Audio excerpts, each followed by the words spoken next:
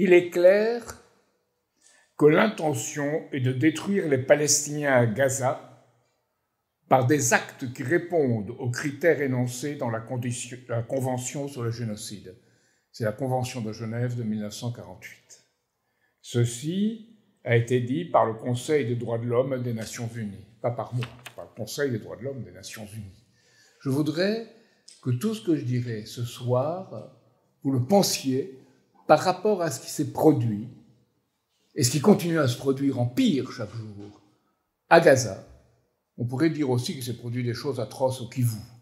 Mais là, c'est un pays soi-disant civilisé, comme l'était l'Allemagne des années 30 et 40, qui se livre à un génocide. Et nous regardons la télévision, nous le voyons tous les jours, et presque rien n'est fait, ni par les dirigeants, ni plus généralement, je dois dire, par vous. Donc je voudrais que vous voyiez avec ces yeux-là et ces oreilles-là ce que je vais vous dire ce soir. Ce soir, je vais vous parler des crypto-monnaies et des fameux stablecoins. Nos amis américains les appellent les cryptos des écuries. Stable, c'est écurie, et ce sont de véritables amas de crottins financiers. Donc, ce n'est pas un sujet technique pour savoir des choses, comme on le dit en France, pour essayer d'apprendre et se sentir mieux et se sentir plus compétent qu'on ne l'était. Je ne suis pas un prof de finance, je ne suis pas un expert des crypto-monnaies, mais ce que je veux vous montrer, c'est que nous avons là un marqueur essentiel de ce qu'on appelle la crise, et qui en fait est une direction de plus en plus rapide du monde vers la guerre. La guerre. Et, évidemment, étant donné les armes dont dispose le monde aujourd'hui, l'escalade vers le nucléaire serait la conséquence de cette marche vers l'affrontement. Prenons l'exemple de Trump, par rapport à ce que je viens de vous dire. Il veut la paix pour se voir attribuer le prix Nobel correspondant, d'abord. Ensuite, évidemment, pour faire de bonnes affaires. Il l'a dit, on fait de meilleures affaires dans la paix que dans la guerre. Et finalement, sans doute, pour la part d'humanité qui est en lui, plus en tout cas que dans son entourage. Mais il veut bâtir cette paix précisément sur les sables mouvants du capital financier qui, lui, promeut la guerre. Et les images que je vais vous montrer par la suite de ce que je vais vous dire ce soir prouveront ce que je dis là. Donc, il s'agit de quelque chose que nous devons tous comprendre, car il y va de notre vie, et bien plus de la vie de tous les Français, de tous les êtres humains.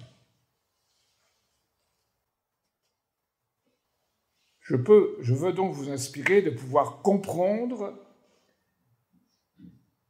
ce qui est en jeu, non pour la satisfaction personnelle, encore une fois, de comprendre, mais pour vous engager, pour éviter la guerre et pour construire la paix par une nouvelle architecture de sécurité et de développement mutuel qui suppose un système financier gagnant-gagnant. Alors, c'est cet engagement de construire cette architecture gagnant-gagnant qui est la vraie ligne de séparation politique aujourd'hui. C'est celle qui définit le pouvoir de vivre et la culture de la mort. Et elle dépasse les lignes politiques établies, bien qu'elles soient pas situées dans un compromis, dans un centre, dans un consensus, mais elle est située dans une détermination et une action. Il y a urgence. Il y a 2 millions de milliards d'actifs financiers, majoritairement spéculatifs dans le monde. C'est la pyramide de Ponzi. On fait fonctionner avec ce qu'on a et on émet pour compenser avec quoi on l'a fait fonctionner. Donc à cela s'ajouterait le flux des crypto-monnaies, qui finirait par déstabiliser la pyramide. Et compte tenu de la mentalité de l'oligarchie, c'est bien la fuite en avant vers la guerre. Avec nous, ou comme on disait en Alsace, malgré nous. Aux États-Unis, on cherche à capter les quelques 10 000 milliards, 9 500, 10 000 milliards qui sont dans le compte courant, pour les lancer dans le flux des crypto-monnaies. Je dirais, la pompe à finances du père Ubu devient propulseur de missiles nucléaires. Le désir des puissants de sauver la valeur de leurs actifs, de leur monnaie, les mène à écorcher ou détruire leurs semblables. C'est la dernière phase de la bulle. Ça ne veut pas dire qu'elle éclatera demain matin. Et plus elle dure, pire ce sera. On voit des signes, je vais vous en donner 2 ou 3 rapidement. C'est le retour des SPAC à Wall Street. Qu'est-ce que c'est les SPAC? C'est des actions qu'on met en bourse avec de l'argent qui sont vides. Il n'y a rien dedans, il n'y a aucun bien physique réel, aucun objet tangible. On spécule sur la possibilité que cette monnaie aille beaucoup gagner, et peut-être aussi sur les cryptos, et sans doute aussi pour les cryptos. Et c'est pour nourrir l'intelligence artificielle, pour nourrir la fintech, et tout ce qui est associé, pour donner ou continuer à donner le pouvoir aux seigneurs de la tech, dont je parlais tout à l'heure, la technologie, la technique. Pas pour l'économie physique. Alors, il y a hausse des bourses à l'opposé absolu de la réaction des forces productives. Pour $1 d'euros de crédit, la production réelle varie entre 50 et parfois 20 centimes. Et les taux d'intérêt sont supérieurs au taux de création de richesse réelle. C'est une bulle financière absolue. Et je devrais montrer la triple courbe de Lyndon LaRouche. Vous savez, il disait qu'il y a une accélération de l'émission de monnaie, un taux de hausse de l'émission de monnaie, ce n'est pas seulement l'émission, c'est le taux qui augmente, qui entretient le taux d'émission financière, et cela, évidemment, ne va pas à l'économie réelle. Donc à partir d'un certain moment, c'est-à-dire depuis une vingtaine d'années en réalité, l'économie réelle a commencé à baisser. Et actuellement, si on la chiffre en production réelle de biens et pas en monnaie, elle baisse de plus en plus rapidement. Donc ça, c'est ce qui mesure la crise. Et ce qu'il faut avoir à l'esprit pour comprendre aujourd'hui ce qui se passe, je vous rappelle que Lyndon LaRouche aussi avait étudié, publié un texte extrêmement important qui est sur la dédollarisation et le commerce en devises. Alors, maintenant, revenons aux crypto-monnaies. Elles sont basées sur quoi? Elles sont basées sur un mécanisme qui s'appelle la blockchain. C'est la chaîne de blocs. C'est-à-dire vous avez des blocs, pour comprendre, c'est une approximation, c'est qu'une métaphore, hein.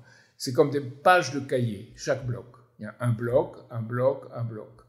Et sur chaque page sont écrites les transactions. C'est un registre de monnaie. C'est un registre de base de données. Et il est partagé simultanément par tous les utilisateurs. Il est person to person, comme on dit. C'est-à-dire une personne par rapport à une personne. Mais partagé par tous. Sans organe central, sans banque. C'est post-banque. Pour ceux qui disent « ah bah les banques », là on a quelque chose d'encore pire qui est en train de se mettre en place. Et évidemment, on vous dit « c'est sûr, ça va, ça marche très bien », parce que c'est propulsé dans des dizaines de milliers, même plus, d'ordinateurs. ce qui assure une sécurité. C'est-à-dire, on peut identifier les données, elles sont ouvertes à tous, mais on ne peut pas identifier celui qui a opéré, l'opérateur. Donc, évidemment, c'est la sécurité pour toutes sortes de transactions, y compris les plus hors la loi. Et surtout, comme il n'y a pas d'intermédiaire, on ne paye pas d'impôts, il n'y en a pas d'esclaves. Alors, une crypto-monnaie, c'est crypto-actif, crypto-devise, on l'appelle de plusieurs façons, c'est une impulsion électronique, simplement. Émis un actif numérique, émis dans ce cas de pair à pair, sans nécessité de banque, comme je disais tout à l'heure pour les cryptos, pour les blockchains. Les blockchains, c'est pas mauvais en soi, hein, ça peut être utilisé pour toute une série d'opérations intéressantes. Mais quand c'est associé à une spéculation financière, ça devient la chose la plus destructrice que vous puissiez imaginer. Dans sa forme la plus abstraite, évidemment, on mine ces crypto-monnaies. Qu'est-ce que ça veut dire?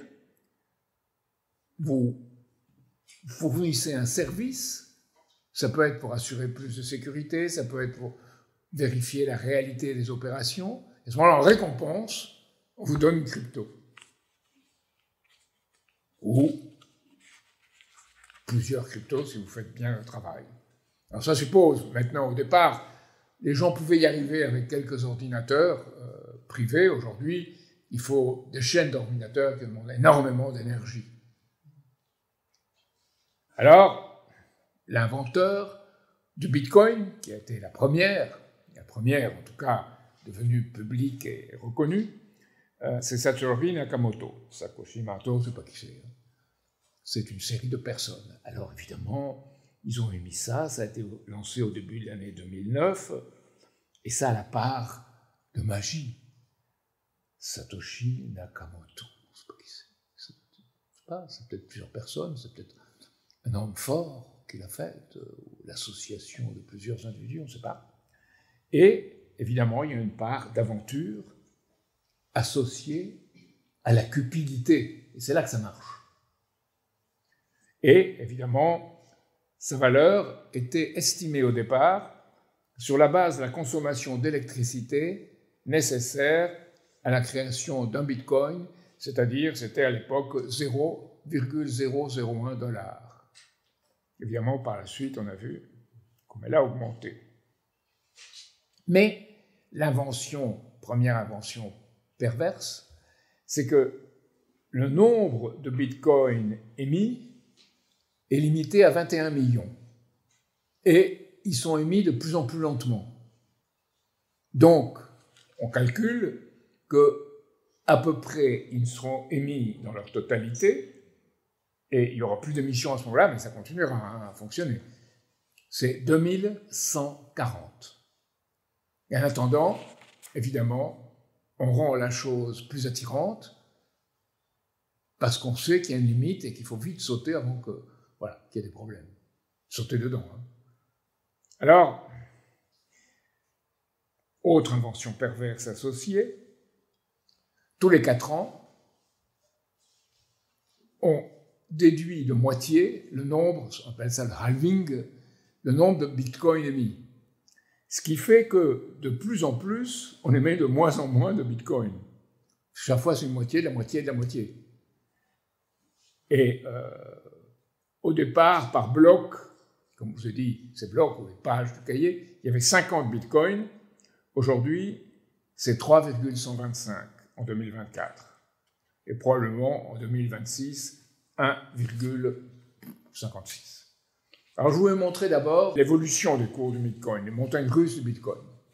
C'est très intéressant de le voir parce que vous dites, tiens, là ça monte, il y en a qui gagnent de l'argent, puis maintenant ils gagnent beaucoup d'argent. C'est faux.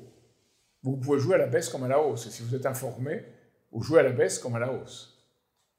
Donc, c'est complètement basé sur rien. Il n'y a aucune valeur qui soit associée à ce Bitcoin.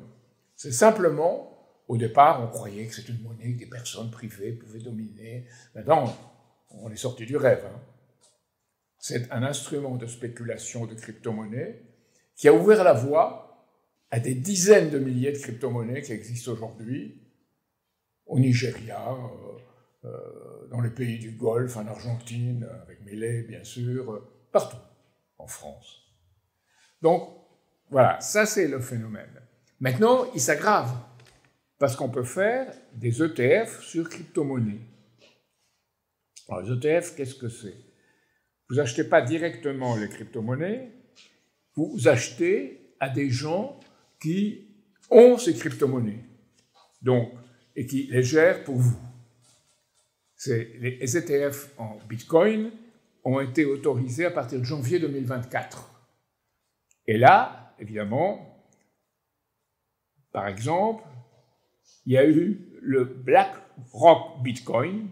BlackRock, il n'y était pas au départ. Pourquoi il n'y était pas? Parce que la masse était trop faible pour une grande société étendue comme BlackRock.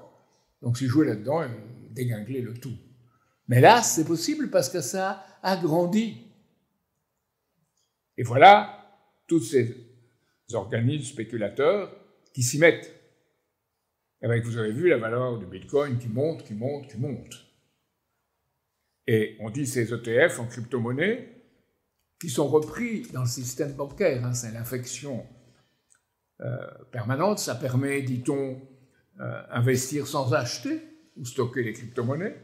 Vous avez une gestion professionnelle, entre guillemets, et des experts qui les gèrent. Alors, ça, c'est une chose, hein, les ETF en Bitcoin. Mais il y a plus. C'est les CFD. Les CFD, qu'est-ce que c'est? C'est les contrats pour la différence. CFD.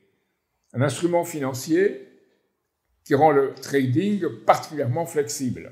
C'est-à-dire, vous spéculez sur la hausse ou la baisse d'un actif sous-jacent, le Bitcoin. Mais c'est la différence entre la valeur de l'actif au moment de la signature du contrat et son terme. Donc vous spéculez sur une valeur qui est elle-même spéculative. C'est-à-dire cette spéculation carrée, si on peut dire. Et on vous dit pourquoi trader des CFD Bitcoin, je vous lis. Le trading de contrats sur différence vous permet de spéculer sur les mouvements de prix du Bitcoin sans posséder la crypto-monnaie même. Cette méthode offre un potentiel de bénéfice sur les marchés en hausse comme en baisse. Les CFD sont souvent assortis d'un effet de levier, ce qui vous permet de gérer une position plus importante avec moins de capital. C'est justement ce qui fait que les risques liés à l'exploitation sont très puissants. Alors, ils le reconnaissent. Donc voilà le système en place. Alors, vous vous dites quand même, quelqu'un qui a la puissance d'un État, comme les États-Unis, est-ce qu'il va considérer ça ou non? S'il considère les États-Unis comme un État qui produit des biens physiques réels et qui est au service du peuple, vous comprenez que ces spéculations, ça ne fait pas partie de sa vision. Ce n'est pas ni dans son rétroviseur, ni dans ses jumelles. Mais, au contraire, oui, l'administration Trump s'y est prêtée. Trump était contre au départ.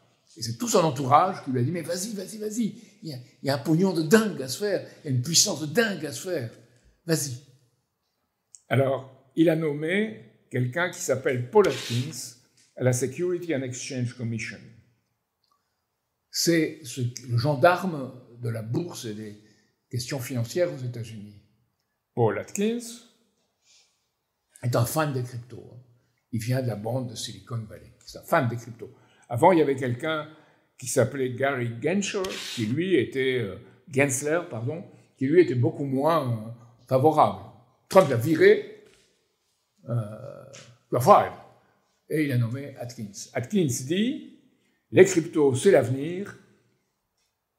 Ce n'est pas juste un changement de personne, c'est un véritable changement politique. Il faut bien voir que c'est quelque chose de politique, ce n'est pas un simple changement d'un truc financier. Et il a ajouté, oui, il faut des régulateurs, mais je pense que les régulateurs doivent appliquer le strict minimum des règles nécessaires, et surtout rien qu'elles. Donc voilà, une hausse, un marché entièrement ouvert à ces spéculations. Alors, qu'est-ce que c'est que la base pour cela? C'est les fameux stablecoins. Les fameux stablecoins, c'est des crypto-monnaies qui sont soi-disant stables parce qu'ils sont associés au dollar. Et le dollar is as good as gold. Oh, pardon, c'est plus as good as gold, c'est pas du tout good. Mais c'est associé au dollar pour permettre la puissance des États-Unis. Et garanti par les bons du Trésor américain.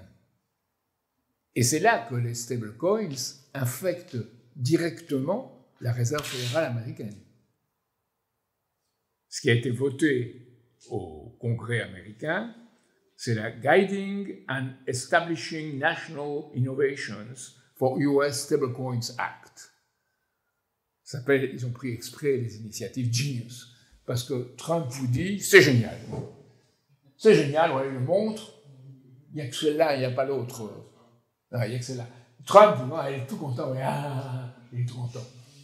Vous voyez J.D. Vance derrière, qui est un super partisan des cryptos. Alors, évidemment, on constitue, et c'est le cas de Trump, y compris la Réserve fédérale, il n'y a pas de BlackRock, hein, des réserves stratégiques de Bitcoin. Et en même temps, il faut bien voir que tout nouveau stablecoin émis, soutenu ou réglementé, par un État, doit s'intégrer aux infrastructures de crypto-monnaies existantes. Donc, l'infection est assurée de cette façon. Crypto-monnaies existantes, Ethereum, Solana, Avalanche, etc. Et les portefeuilles sont les portefeuilles de DeFi. DeFi, c'est la finance décentralisée. Donc, c'est l'État qui se dépourvoie lui-même. Les stablecoins représentent une rampe de lancement pour les milliards de gens qui ne s'intéressent pas aux cryptos, mais aux paiements, aux transactions et au rendement.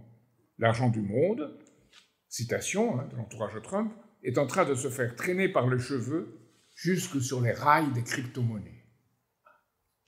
Alors, qu'est-ce que c'est? Pour résumer, c'est le droit d'émettre les stablecoins, c'est le droit d'émettre de la monnaie numérique accordée à des investisseurs privés choisis par un cercle restreint de pouvoir. Et c'est ça la base du Genius Act. Vous avez deux sociétés qui se sont mises au départ sur ça, Tether et Circle, mais il y en a beaucoup d'autres qui ont pour les faire, et Tether, elle est connue, c'est USDT, comme les experts l'appellent. En même temps, un autre texte interdit à l'État d'émettre sa propre monnaie numérique. Donc c'est un nouveau féodalisme financier qui est créé. Et dans un système qui communique entre monnaie absolument privée et stablecoins, sous la garantie des bons du Trésor américain. C'est-à-dire que l'État se fait harakiri et livre l'émission de monnaie à, disons, à des intérêts protégés par lui-même. Après, je vous dirai davantage. L'échange par blockchain enregistre ces montants émis person to person, comme je vous l'ai dit, mais en réalité, c'est tout un système qui est derrière. Donc les gens ont l'illusion que c'est person to person, que c'est privé pair au pair, comme on dit en français. Mais non, c'est tout un système. Et les intérêts privés se voient attribuer un privilège régalien, celui de battre monnaie.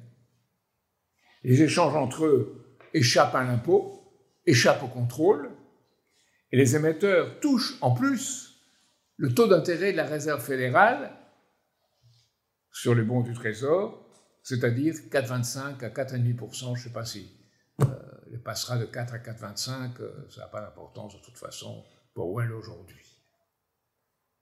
Donc, en gros, tout le monde, sauf l'intérêt public, il gagne. Sauf l'intérêt public, sauf la réalité de l'économie, sauf chacun d'entre nous. Sauf ceux qui ont spéculé et qui ont acheté et qui sont entraînés dans l'univers du jeu. Alors, Trump et la Réserve fédérale, de fait, ce qu'on est en train d'appliquer, c'est la privatisation progressive de la Réserve fédérale américaine. qui a été constituée en 1913, comme on le sait, comme une banque centrale de banquiers. Pas une banque nationale. Hein. Mais là, même la banque centrale de banquiers est démantelée, progressivement, ou mise au service directement des féodaux spéculateurs. Stephen Miran, par exemple, c'est les rapports de Trump avec la Réserve fédérale, qui ne vont quand même pas entièrement se coucher devant ça. Donc Trump, il nomme un gouverneur, Stephen Miran, qui est son ami, et qui en plus était chargé de la gestion de la politique financière à la Maison-Blanche. Et il garde son poste à la Maison-Blanche, tout en étant nommé à la direction du Trésor, soi-disant indépendante. Pas mal, quand même. Alors, il cherche aussi Trump à éliminer un autre gouverneur qui s'appelle Lisa Cook, qui je crois était la première femme afro-américaine qui était gouverneure du Trésor. Il cherche à l'éliminer en disant « Cette femme épouvantable, parce qu'elle est contre l'inflation et contre l'émission à tout va. Cette femme épouvantable a indiqué aux impôts 2 résidences principales pour soi-disant échapper aux taxes. C'est un scandale, c'est une voleuse. Il n'y a pas de voleurs comme ça aux États-Unis. C'est pas dans le sang de notre pays. » C'est ce qu'il a dit. Il ose dire ça. Lui-même qui était des pires spéculateurs et des pires voleurs qu'on ait pu voir à l'échelon secondaire aux États-Unis, parce qu'il n'est pas au sommet. Alors, évidemment, ce qu'il dit à Lisa Cook, c'est « You are fired » pour n'avoir pas cédé à l'État crypto. C'est la première fois dans l'histoire qu'une telle pression est exercée sur la Réserve fédérale à ce niveau. Il y en a eu une autre. Ça a été Lyndon Johnson, l'homme qui a hérité de l'assassinat de Kennedy. Lyndon Johnson qui a voulu faire sa société d'abondance, par démagogie, et qui disait il faut faire de l'inflation et mettre de l'argent pour cette société d'abondance et pour ma guerre du Vietnam. Donc voilà le précédent. Alors, évidemment, qu'est-ce qui est derrière ça? C'est de faire du dollar monnaie de réserve quelque chose d'encore renforcé. La loi Genius va faire en sorte que le dollar soit quelque chose qui, à travers les stablecoins, créera des flux et de la circulation vers la trésorerie américaine, sous influence privatisée. Et ensuite, la loi Genius attirera plus d'actifs digitaux, comme on dit, et apparaîtra comme un facteur, disons, pour gérer le pays. Alors, ce qu'il faut voir, ça c'est peut-être le plus intéressant, les seigneurs de la tech. Les seigneurs de la tech, qu'est-ce que c'est? C'est les gens qui sont l'entourage de Trump et qui beaucoup viennent, presque tous, de Silicon Valley. Il y a d'un côté les stablecoins, $1 pour $1, adossé au bon du Trésor américain, le Genius Act. Faire du dollar virtualisé, privatisé, un instrument de réserve mondiale renforcé. C'est ça le but. Et de l'autre côté, il y a les crypto-monnaies, livrées à la loi du marché, l'empire des cryptos proclamé par Trump. Ça, c'est le système. Maintenant, les seigneurs avec Trump, pas les seigneurs au 200 du terme, si on veut. Voilà, ça, c'est les seigneurs avec Trump. Il y a Peter Thiel, qui est sans doute le plus important d'entre eux. Lui, c'est avec Alex Karp, associé à Alex Karp, qui a lancé Palantir, qui a le quasi-monopole des données dans le monde. Pour vous dire, il a tellement un monopole de données qu'une société comme Airbus, pour sa maintenance prédictive, a été obligée de passer par Palantir pour avoir les données qui lui permettent de savoir à l'avance ce qui peut se passer dangereux dans un avion et changer de pièce. Donc ça montre bien qu'il y a des possibilités positives dans cette histoire de monnaie et de blockchain. Mais, évidemment, dominé, là, par une association d'intérêts privés féodaux, qui ont mis la main dessus. Il y a Scott Bessent, c'est le secrétaire au Trésor. C'est l'ancien proche associé financier de George Soros. Parce qu'il y a un aspect droite-gauche en tout ça, vous verrez tout à l'heure. Il y a Stephen Miran, dont je vous ai parlé, qui était le chef du conseil d'analyse économique de la Maison-Blanche, et qui maintenant est à la Fed, nommé par Trump, ce qui est un truc, ça se fait pas, même dans leur milieu, mais il l'a fait. Il y a David Sachs, qui est responsable crypto à la Maison-Blanche. Et Trump a fait une grande réunion pour promouvoir les cryptos à la Maison-Blanche avec David Sachs, qui est proche, évidemment, de Scott Bessent et de Peter Thiel. Il y a Paul Atkins, Security and Exchange Commission, dont le fils est un plus actif spéculateur sur les cryptos. Il y a Elon Musk, il y a les 4 d'OpenAI, de Meta et de Palantir Technology, qui ont été nommés, qu'on verra tout à l'heure, lieutenant-colonel dans l'armée américaine, pour introduire dans le Pentagone la connaissance de l'intelligence artificielle et l'empire du numérique. Donc ça, c'est la dimension militaire. Voilà. Alors, il y a Tether, bon, j'en ai parlé. La famille Trump est en plein là-dedans. En plein. C'est pas seulement Trump qui a fait un token, c'est-à-dire quelque chose qui n'a aucune valeur, sur lequel il gagnait beaucoup d'argent, avec sa tête et un autre, sa tête de Mélania. Il a fait ça, il a osé faire ça, étant président des États-Unis, et spéculer sur une chose qui est vendre sa position présidentielle. Ça dépasse l'entendement. Et ce qui compte le plus pour la famille, c'est le World Liberty Financial.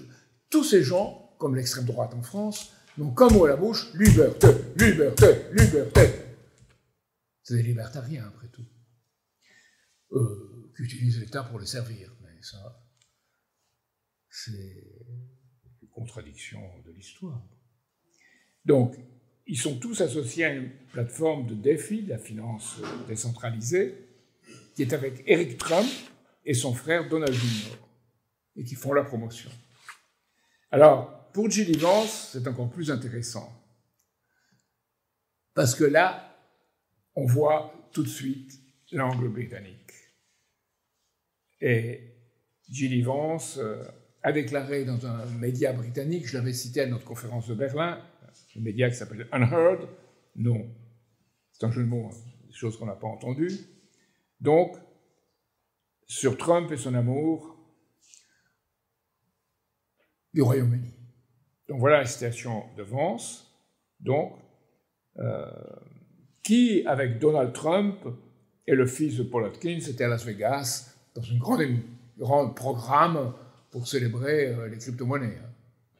Donc la citation de J.D. Vance sur Trump: le président, Trump, aime réellement le Royaume-Uni. Il aime la reine. Il admire et aime le roi. C'est une relation très importante pour lui. C'est un homme d'affaires et il a de nombreuses relations dans le monde des affaires britanniques. Et là vient le plus important.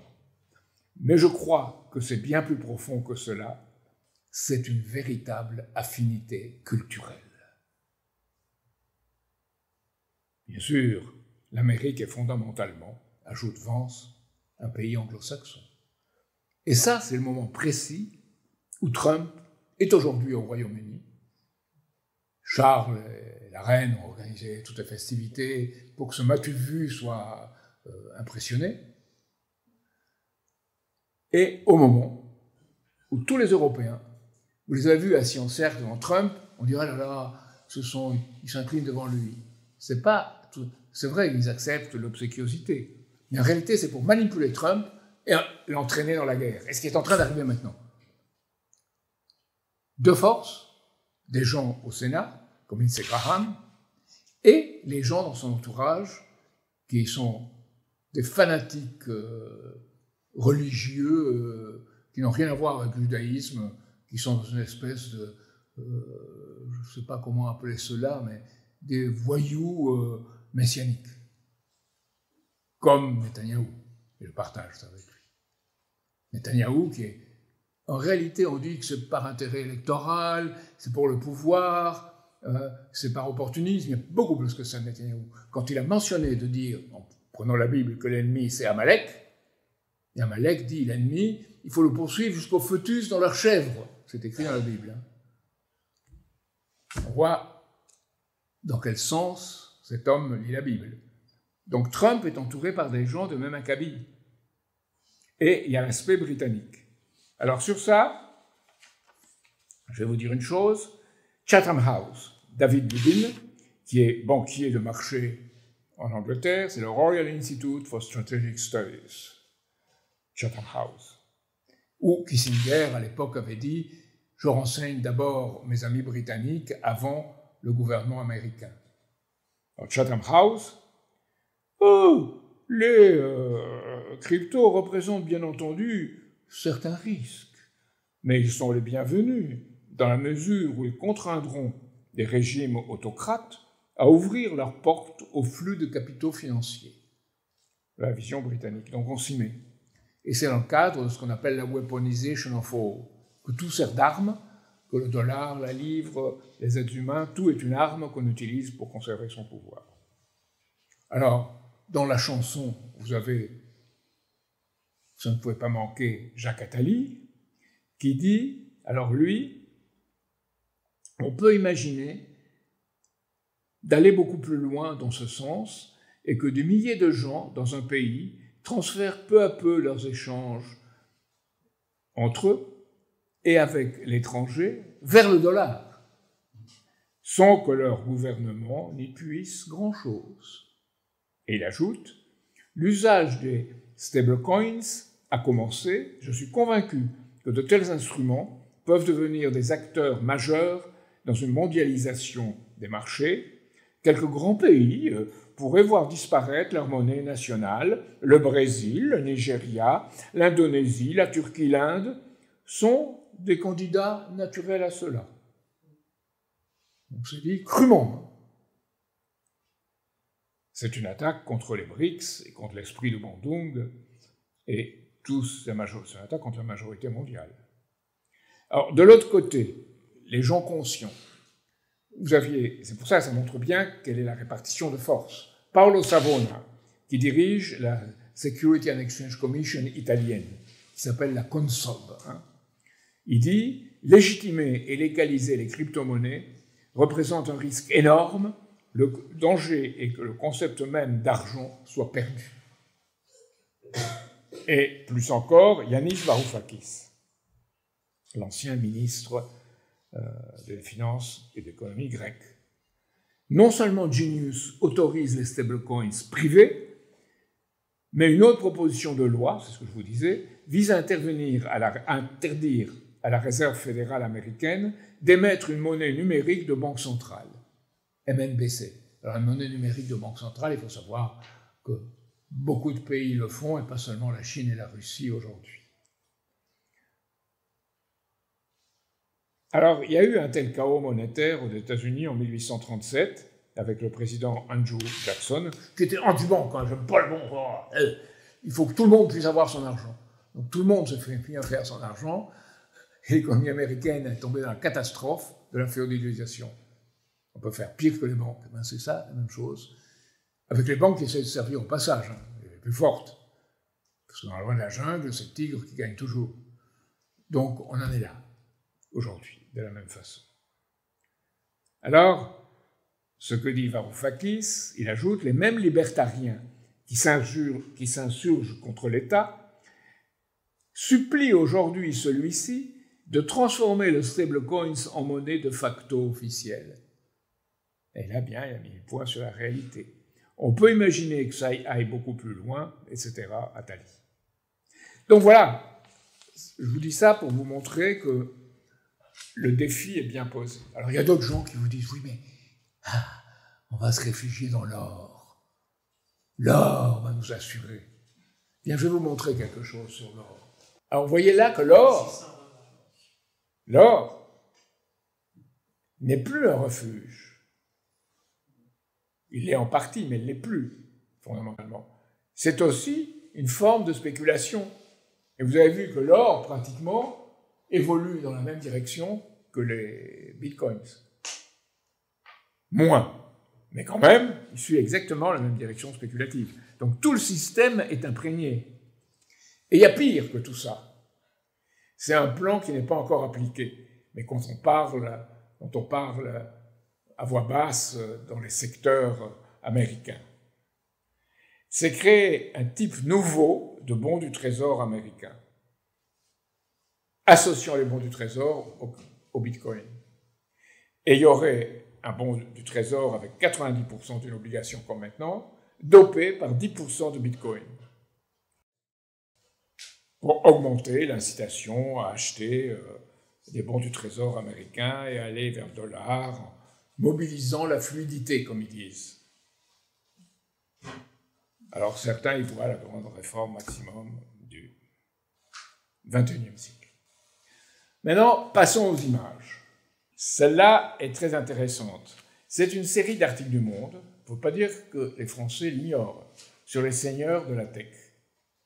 Et là, vous les voyez tous à l'inauguration de Trump, rassemblés. Vous voyez Jeff Bezos, Zuckerberg, Elon Musk à la droite, avec la femme de Bezos, sur laquelle certains lorgnent sur ses avantages, et avec laquelle il a organisé son mariage en, disons, prenant sous sa rente les 3/4 de Venise.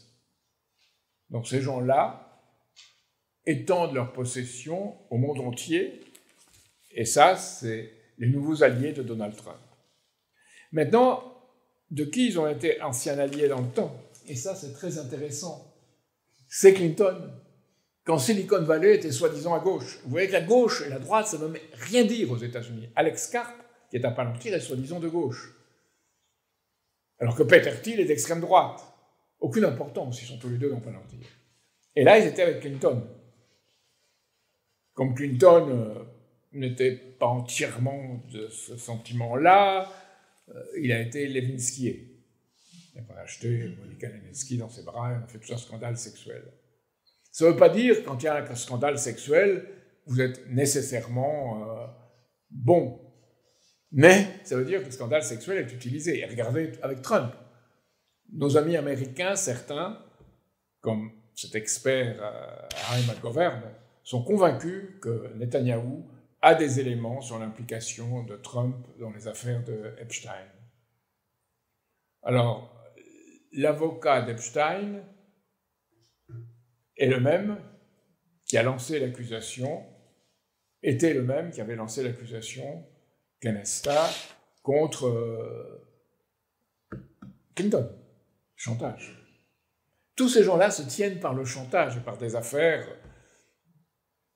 que les uns les autres connaissent, et quand elles émergent, c'est que l'un d'entre eux veut s'en prendre à d'autres. Ou que le système dit plus celui-là. Alors ceux qui les gens croient le maître, le voilà, c'est Elon Musk, avec les Boys Club de Palo Alto. Alors c'est pas le véritable maître, pauvre Musk. C'est un type qui est autiste, qui est extrêmement brillant dans un ordre de choses données, mais qui, si on le sort de là, il devient comme fou. Donc il a amené beaucoup de choses intéressantes.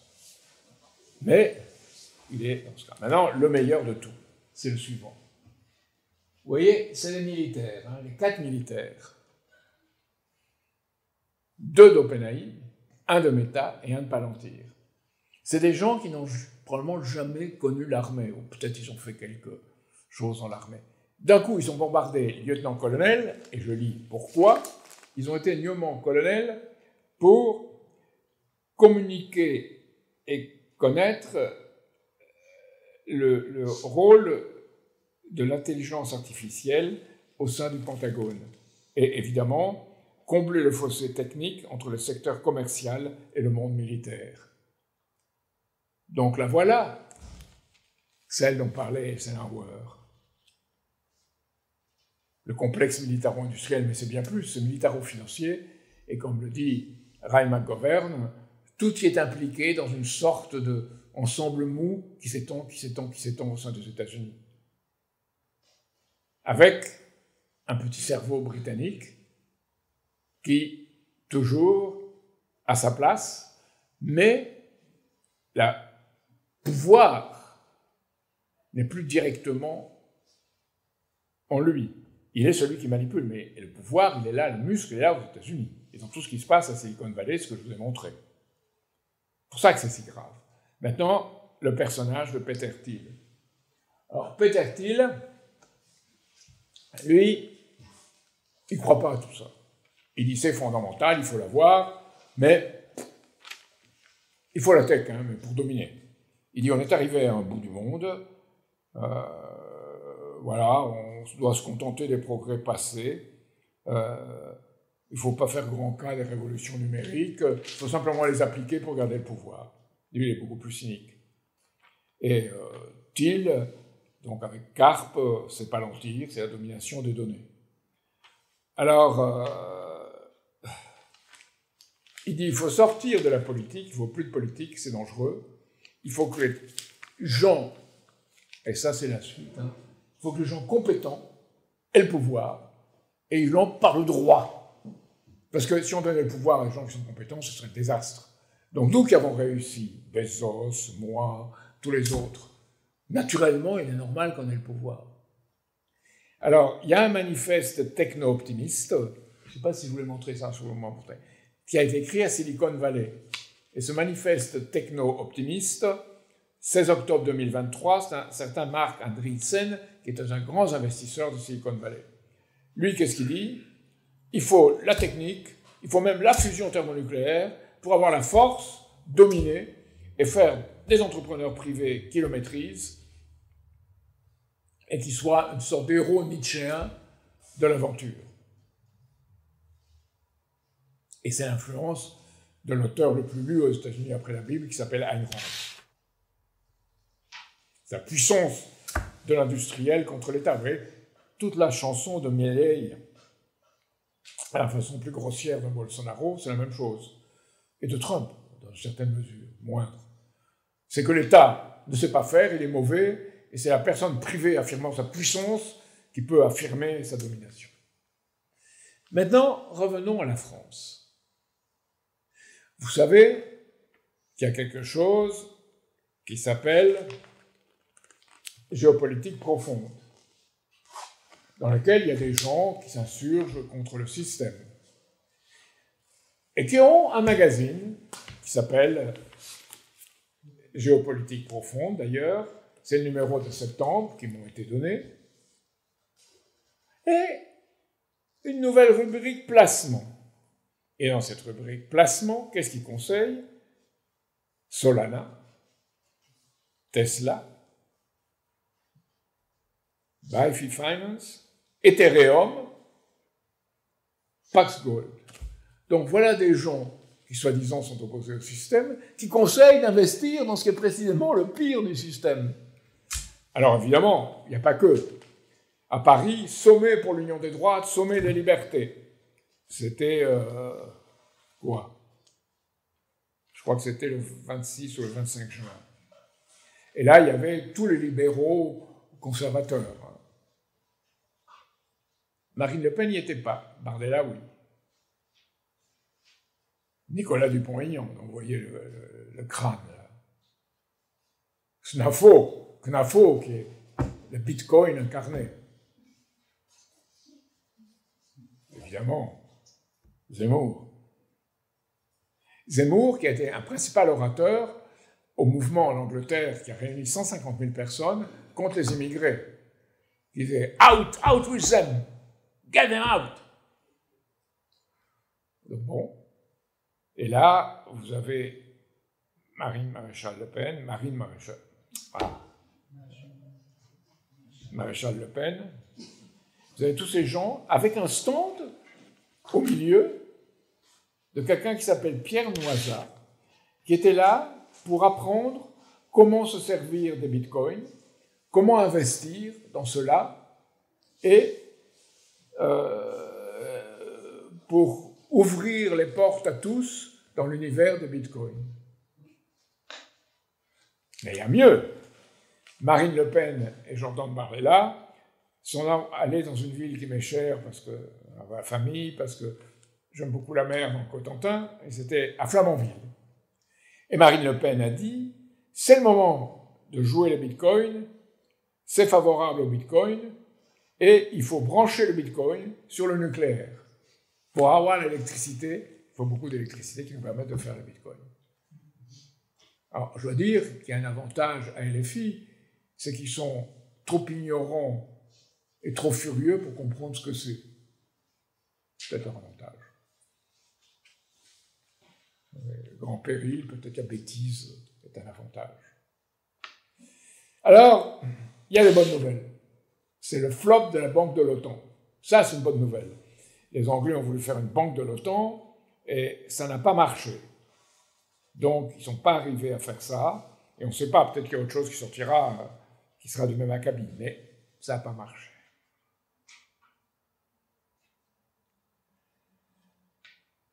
Alors, je voulais finir en vous disant quelque chose qui est probablement le plus difficile. Il faut que nous changions de manière de penser. Et ça, c'est le défi essentiel.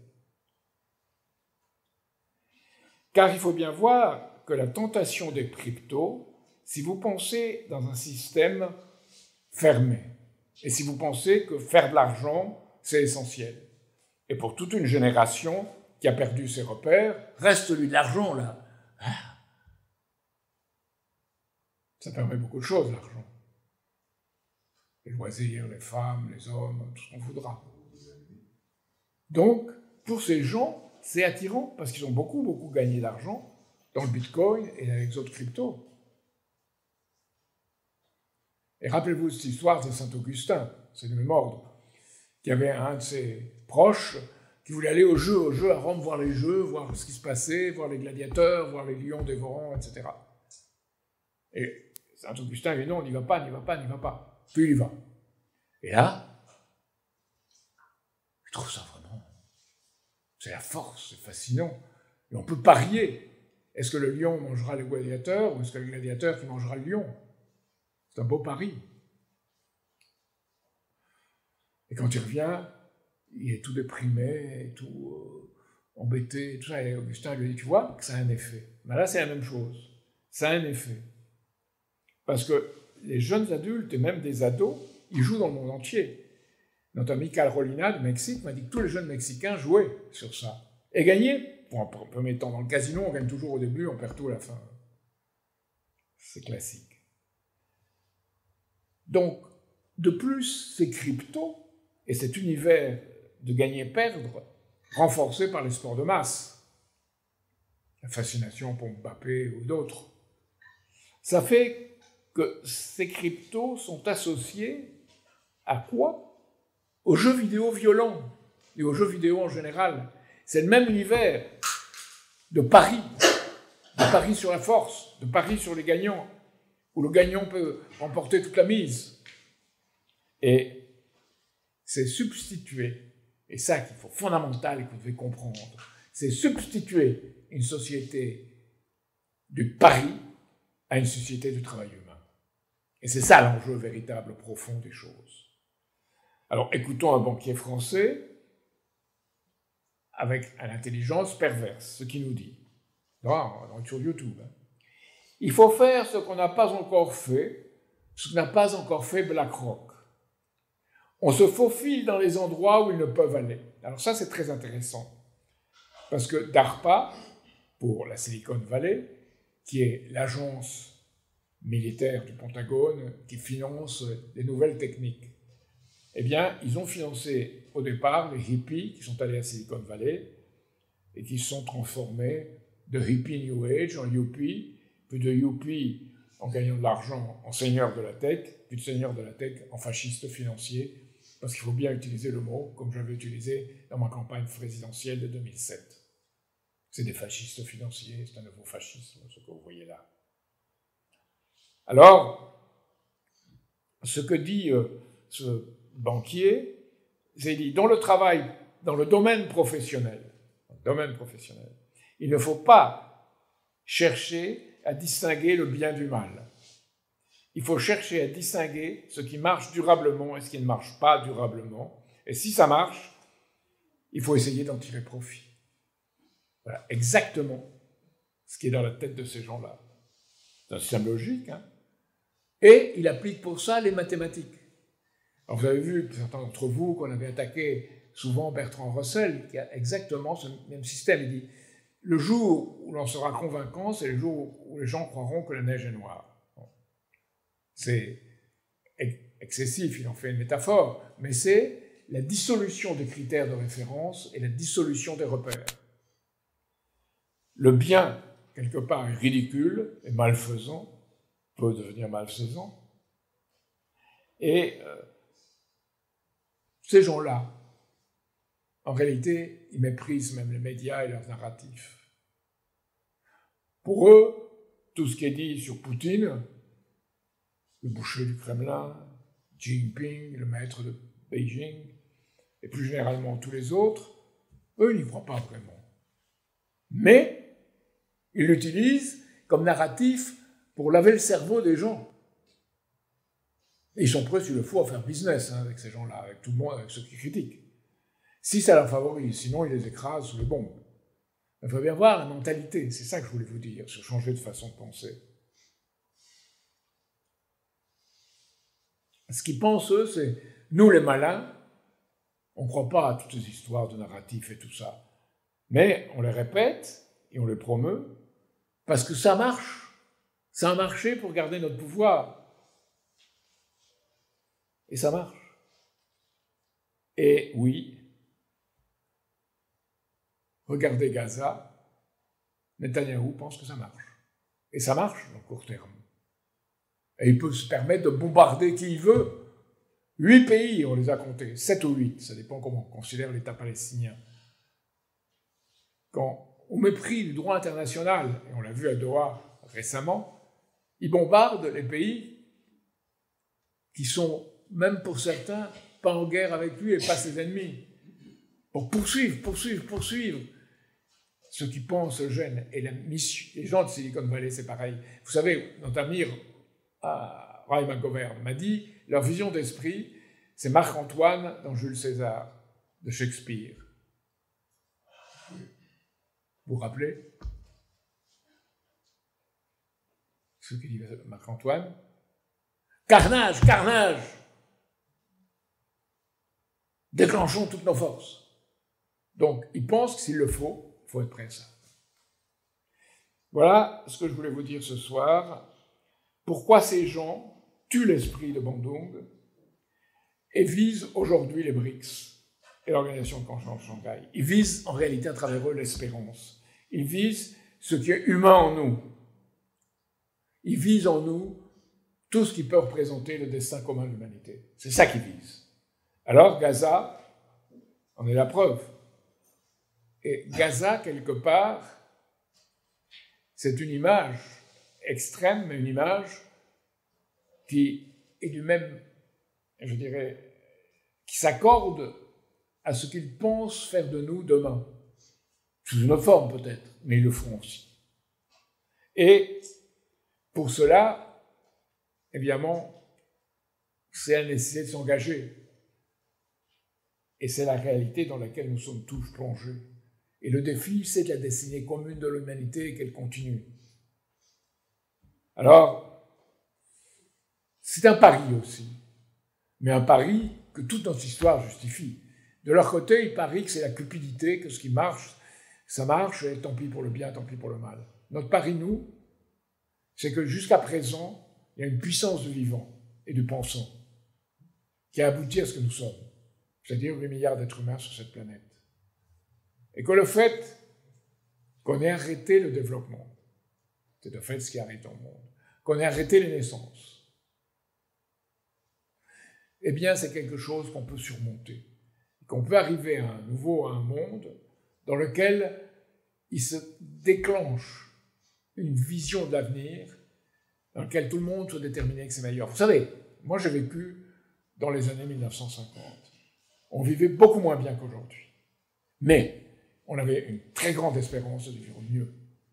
Aujourd'hui, le pouvoir d'achat, comme tout le monde vous le dira, s'érode, commence à baisser de plus en plus. C'est pas encore très fort. Vous voyez, les jeunes idiots savants de l'informatique dans Paris, un peu partout sur les tables dehors, en train de blablater, et c'est pas encore, ça n'atteint pas encore là ces gens. Elle n'atteint pas. Donc c'est pas encore la phase ultime de la bulle. Ils continuent à buller à leur façon. Mais on est dans le début, et si on ne s'adresse pas à ce début d'effondrement, la guerre, elle, vient vite, très vite. Et moi, je crois à cet avenir, parce que je crois que l'être humain est créateur par essence, et qu'il est en accord avec un univers dans lequel la création, le développement est la règle. Après tout, nous descendons probablement de crustacés qui étaient dans l'océan. Et nous sommes devenus aujourd'hui ce que nous sommes. Alors, ça ne veut pas dire que j'aime pas les crustacés, j'ai beaucoup de sympathie pour les crustacés. Non seulement pour les manger, mais pour les voir faire. J'adore voir faire celui qui a deviné tous les Jeux olympiques, là, beaucoup mieux que les parieurs, le poulpe ou les autres. Mais, tout de même, c'est un chemin parcouru par les êtres humains. Et c'est grâce à tout ce passé, grâce à nos ancêtres, qu'on est créateur. Donc, comme disait quelqu'un à un moment donné, qui n'était pas quelqu'un qu'on pouvait situer politiquement, c'était Léon Bourgeois, que certains d'entre vous connaissent peut-être. Il disait « Nous avons une dette que nous avons contractée avec les générations passées et que nous devons acquitter avec les générations futures. Elle ne se mesure pas en argent, elle se mesure en pouvoir de vivre ensemble et de développer l'univers. » Ça, c'est nos engagements politiques, et aujourd'hui, il est directement menacé, c'est ce que je voulais vous dire ce soir. Alors, comme j'ai toujours dit, si vous faites ça, vous vous engagez. Sans ça, vous êtes de sales hypocrites. Si vous applaudissez, vous ne vous engagez pas. Vous êtes de sales hypocrites. Et j'aime pas les hypocrites. Par nature. Parce que un hypocrite, c'est quelqu'un qui, disons, connaît déjà la vérité et la bafoue. Il y a des gens qui ne connaissent pas la vérité et donc qui ne mentent pas, ils ne savent pas ce qu'est la vérité. Mais il y a des gens qui le savent, c'est comme tous ces gens qui utilisent le narratif contre nous et eux-mêmes n'y croient pas, ils ne croient qu'à la volonté de puissance. Je vais vous dire ce soir aussi. Petit aparté pour faire appel à vous, peuple de France, peuple souverain. Nous faisons appel à votre soutien quand vous connaissez certainement l'adage « le mensonge prend l'ascenseur quand la vérité prend l'escalier ». Vous savez également que la bêtise est désormais un outil, une arme de l'oligarchie contre notre population. Et la belle France n'est pas celle de la mesquinerie, du chamaillage, du chipotage, mais celle de la pensée, celle de l'action et celle d'un effort commun. Donc nous faisons appel à vos adhésions, à vos dons et à ce que vous nous contactiez pour agir. Et n'oubliez pas que, contrairement à ce que l'on rétorque souvent, que c'est le combat de David contre Goliath, n'oubliez pas que c'est David qui a gagné.